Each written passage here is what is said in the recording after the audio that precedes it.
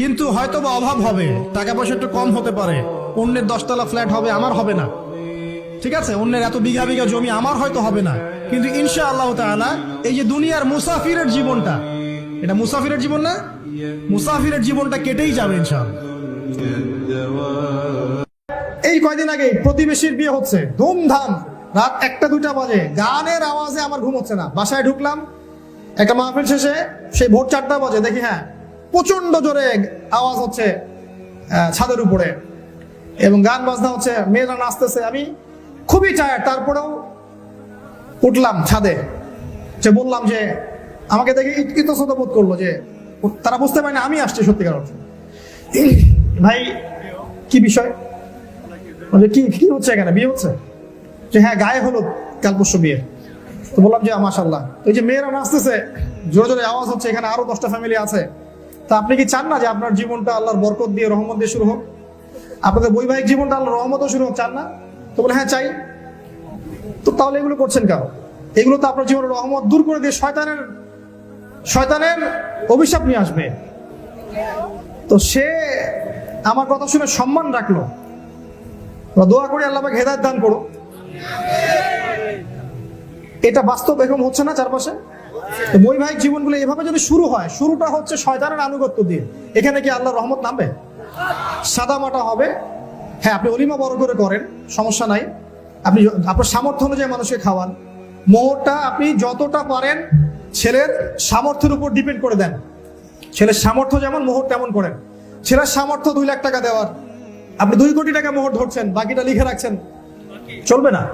এটা তো ঋণ শোধ করতে হবে। আর ছেলেদেরকে বলবো যে মোহরনা ইনস্ট্যান্ট আদায় করে দিবেন, একদম আপনার সাধ্য অনুযায়ী আপনি মোহর ধরবেন, বলবেন আমি নগদ দিয়ে দিব, পোষালে বিয়ে দেন, নালে দিয়ে দেন। আর যারা দিনদার মেয়ে, যদি এমন হয় যে আপনি 5 লাখ টাকা মোহর ধরেছেন, 3 লাখ টাকা দিতে পেরেছেন, 2 লাখ দিতে পারেন নাই, দেখবেন ইনশাল্লাহ সেও আপনার উপর সবর করবে ইনশাল্লাহ। তবে আপনার গায়রাত থাকবে, আপনার পুরুষত্ব থাকবে, আপনি দিয়ে দিবেন, এটা ওর হক। যদি আপনার সামর্থ্য থাকে সোনার পাহাড় মোহর দেওয়া, সেটাও দিবেন। আর যদি সামর্থ্য আছে আপনি 1 লাখ টাকা মোহর দেওয়া, সেটা দিবেন। মোহরটাকে সহজ করেন, বিয়েকে সহজ করেন। বেশি জাকজমক করতে যাবেন না, মানুষকে দেখে বেপরদামি করতে যাবেন না, বরকত চলে যাবে, শয়তানের অভিশাপ নেমে আসবে। আল্লাহ পাক বোঝার তৌফিক দান করুন। আর অবশ্যই অবশ্যই পরিবারের পিতা মাতার প্রতি আপনাদের শ্রদ্ধাবোধ, ভক্তি, সম্মান বজায় রাখবেন। পিতা মাতারা দীর্ঘদিন আপনাদেরকে বড় করেছেন, অনেক কষ্টের পর কষ্ট সহ্য করে, মা বাবা সবাই। এই বিয়ের ইস্যুকে কেন্দ্র করে বা অন্য কোনো ইস্যুকে কেন্দ্র করে ওদেরকে পর মনে করবেন না। এক সময় যখন কেউ আপনার পাশে থাকবে না, দেখবেন ওনারা আছেন। তো পিতা মাতার হকটা সর্বোচ্চ, আল্লাহ এবং রাসূলের পরে পিতা মাতার হক। উমর রাদিয়াল্লাহু আনহু একবার তার এক ছেলেকে বলেছিলেন যে এই মেয়েকে তালাক দিতে হবে। ওই মেয়েকে তার সন্তান খুব ভালোবাসতেন, যেহেতু বাবা বলেছেন তালাক দিতে হবে, আর বিনা বাক্যবে তালাক দিয়ে দিয়েছে।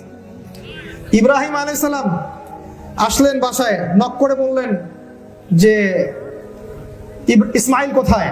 আওয়াজ আসলো পিছন থেকে যে উনি শিকারে গেছেন। আবার প্রশ্ন করলেন যে কেমন আছো তোমরা, স্বামী স্ত্রী কেমন আছো?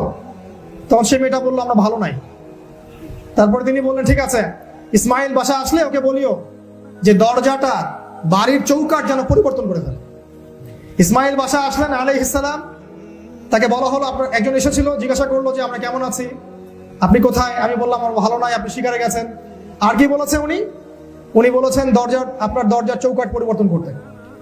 তখন ইসমাইল আলাইহিস সালাম বললেন, তিনি আমার বাবা ছিলেন ইব্রাহিম, তোমাকে তালাক দিতে বলেছে, তোমাকে তালাক দিতে বলেছে, কারণ তুমি বলেছো আমরা ভালো নাই, তুমি আল্লাহ শুকরগুজার বান্দার পরিচয় দিতে পারো নাই, চৌকাঠ পরিবর্তন করে ফেলেছে। মানে পিতা মাতার জায়গা তাদের জায়গায়। পিতা মাতারা অনেক কিছু ভালো বোঝে, অনেক কিছু বোঝে না। জেনারেশন একটা গ্যাপ আছে, আপনার মাইন্ডসেট তার মাইন্ডসেট এক হবে না। এই জন্য তাদের সাথে জিহাদ ঘোষণা করতে হবে না, তাদেরকে বুঝাতে হবে, ঠান্ডা মাথায় বোঝাতে হবে, পিতা মাতাকে দিনের নসিহত করতে হবে, দেখবেন ইনশাআল্লাহ একসময় তারা বুঝবে। আমরাও রিকোয়েস্ট করবো পিতা মাতাকে, যুগটা আগের যুগের মতো নয়। আমার চাচা চাচি যারা আছেন পিতা মাতা লেভেলে, তাদেরকে বলছি যে এই যুগটা আগের যুগের মতো নয়। এই যুগে একটা ছেলের সতীত্ব, একটা মেয়ের সতীত্ব ধরে রাখাটা এত সহজ নয়। তার সামনেই হাজারটা বেলাল্লাপনা, অপবিত্রতা, চরিত্রহীনতা, ফ্রি মিক্সিং, পর্নোগ্রাফি, জেনা, সব চোখের সামনে। এগুলো থাকার পর একটা ছেলে বেশি দিন সতীত্ব ধরে রাখতে পারবে না, একটা মেয়ে বেশি দিন কুমারী থাকতে পারবে না। যদি আপনি আপনার ছেলে মেয়ের চরিত্র হেফাজত চান, দ্রুত বিয়ে দিয়ে দেন। প্রাপ্তবয়স্ক হয়েছে, রিজিকের ব্যবস্থা আছে, আপনি বিয়ে দিয়ে দেন। আপনি মনে করছেন হয়তো যে ছোট আছে, মেয়েটা ছোট, ছেলেটা ছোট, আপনি জানেন না যে আপনার ছোট বলতে বলতেই এই মেয়ে আরো 5টা ছেলের সাথে প্রেম করে ফেলছে, আর এই ছেলে দেখবেন আরো 10 ঘন্টার পানি খাওয়া শেষ। তো হালালে থাকেন, বিয়ে দিয়ে দেন, তার ম্যাচুরিটি চলে আসবে ইনশাআল্লাহ। কারণ বিয়ে না দিলে ছেলেদের ম্যাচুরিটি হয় না, বিয়ে না দিলে ছেলেদের ম্যাচুরিটি মোটেই হয় না।